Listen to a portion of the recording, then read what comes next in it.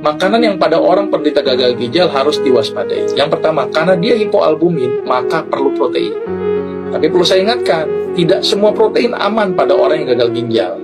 Protein-protein tertentu malah menyebabkan walaupun albuminnya bagus, tapi uriumnya naik.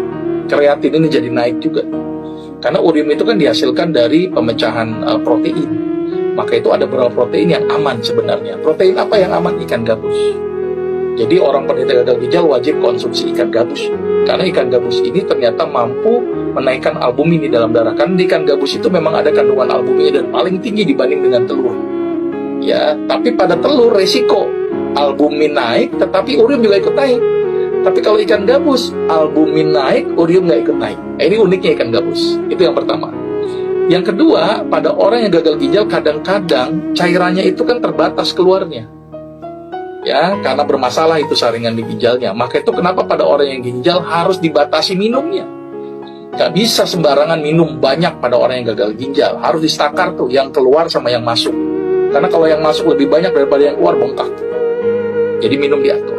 Terus kemudian pada orang gagal ginjal cenderung lebih mudah terjadi peningkatan asam urat. Karena gak bisa kebuang lewat kencing.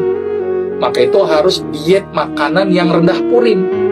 Jeroan, seafood, itu ya sayuran yang hijau tua, yang tinggi purin, yang akan malah meningkatkan dari asam urat. Maka itu ada beberapa makanan yang saya rekomendasikan pada penderita gagal ginjal yang aman, seperti wortel, terong, labu siam, labu kuning, sawi putih. Itu contoh yang aman, karena kalau dikasih hijau-hijau tua berisiko terjadi peningkatan purin.